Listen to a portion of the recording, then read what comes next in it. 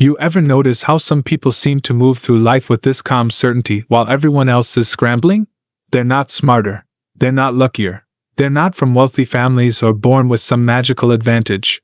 But somehow, they avoid the traps that catch almost everyone else.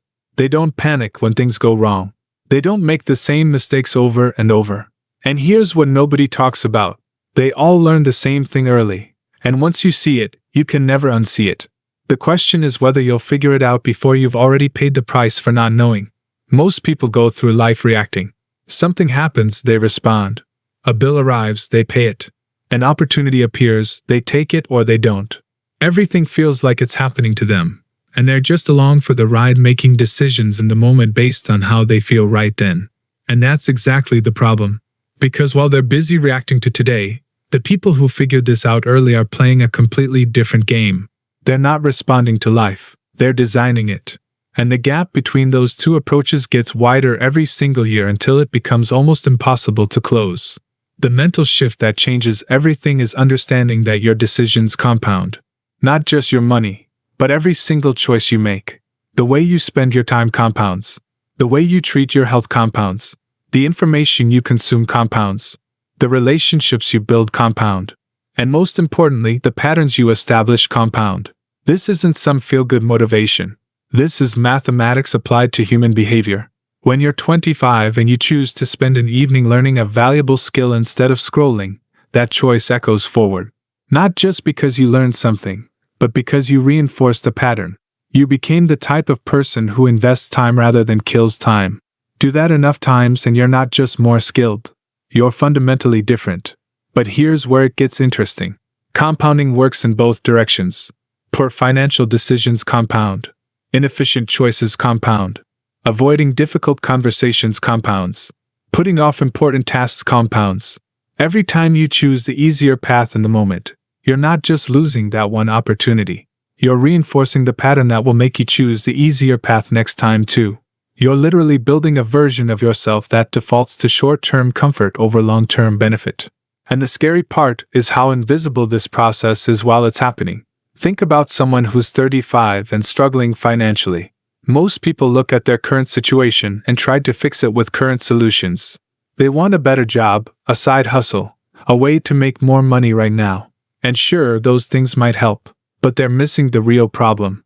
The real problem is 10 years of compounded decisions that seemed small at the time. A car payment here, a subscription there, eating out because cooking felt like too much effort. None of those individual choices destroyed their finances. But the pattern of choosing immediate convenience over future stability compounded into a lifestyle that requires every dollar they make just to maintain.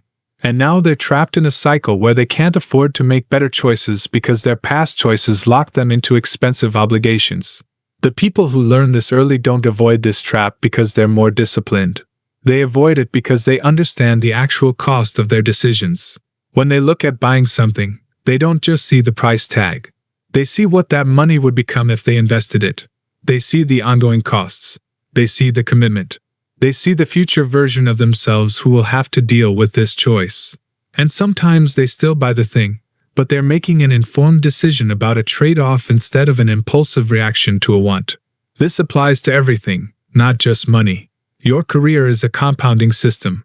Most people think about their job in terms of salary and title right now. But the people who figured this out early think in terms of skill accumulation and relationship building. They take positions that teach them valuable things even if the pay isn't maximum. They work with people who elevate them even if the company isn't prestigious. They build a foundation of capabilities and connections that compound into opportunities other people never even see. And then 10 years later, everyone wonders how they got so lucky when there was no luck involved. Just compounding applied intentionally. Your health is maybe the clearest example of this principle. The difference between someone who exercises regularly and someone who doesn't isn't really visible at 25. Sure, one might look slightly better, but it's not dramatic. Fast forward to 45 and the gap is enormous. Fast forward to 65 and it's the difference between active independence and managed decline. But here's the thing that most people miss. The person who exercises regularly at 45 didn't suddenly get disciplined at 40. They built the pattern at 25 or 30 when it didn't seem to matter that much. They understood that they were making deposits into a health account that they'd be withdrawing from for the rest of their life. Every workout was compound interest on their physical capability. Every healthy meal was compound interest on their metabolic function. They weren't trying to get beach ready for summer. They were building a foundation that would support decades of vitality. The reason most people learn this too late is because compounding is invisible in the beginning.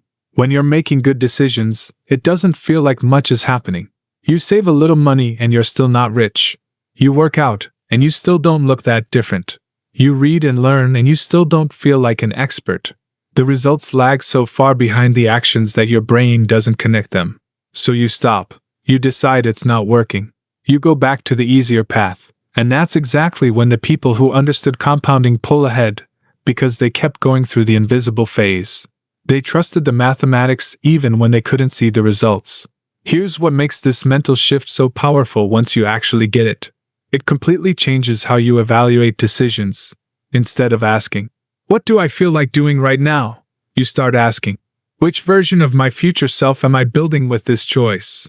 Instead of optimizing for today, you start optimizing for the pattern. You stop thinking about individual decisions and start thinking about default behaviors.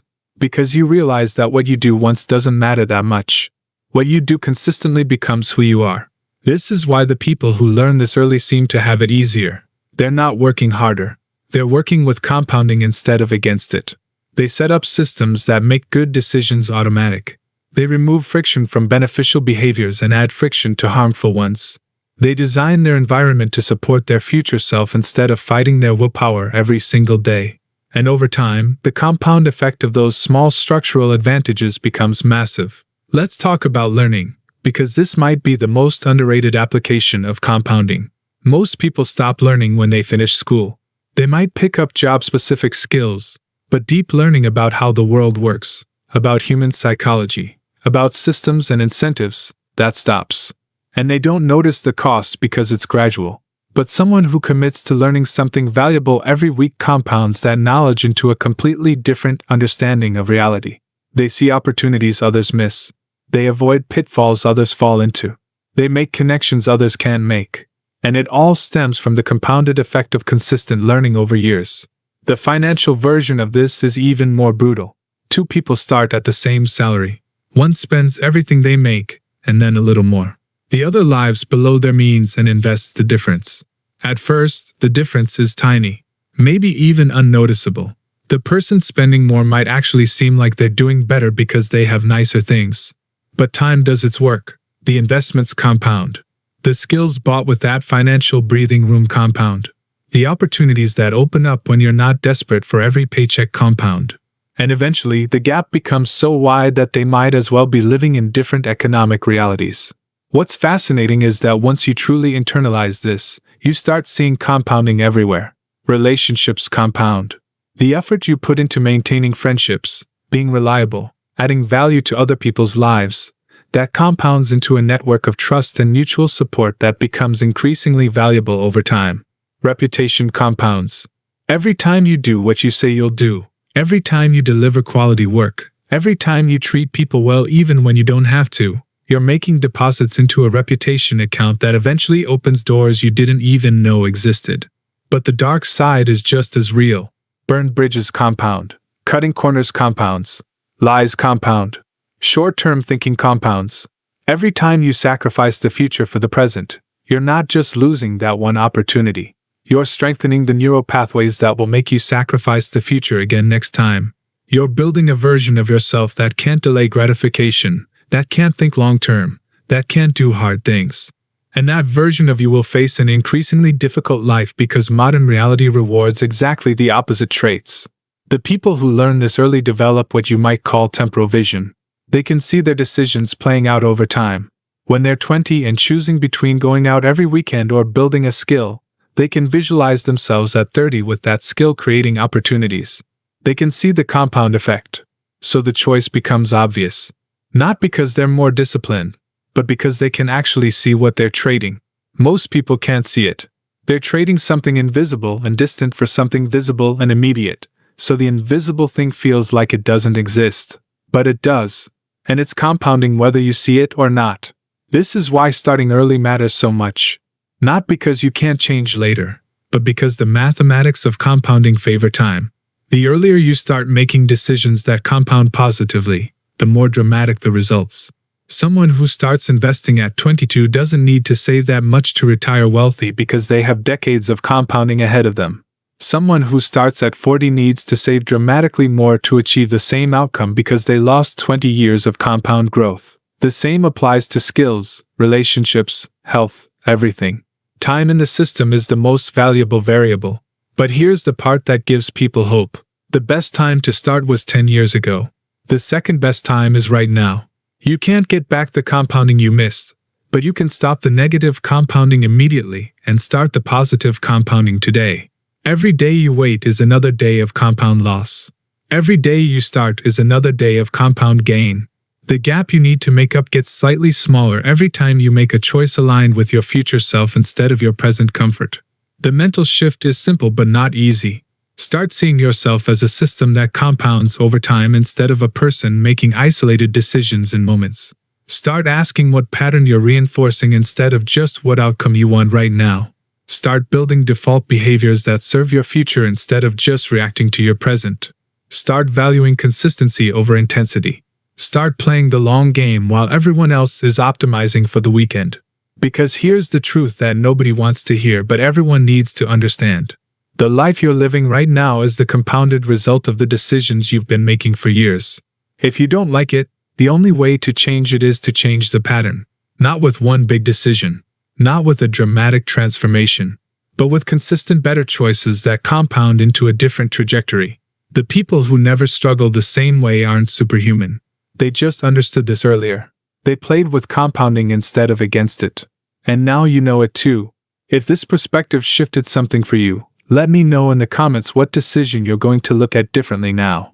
Hit that like button if you want more content that challenges how you think about building a better future.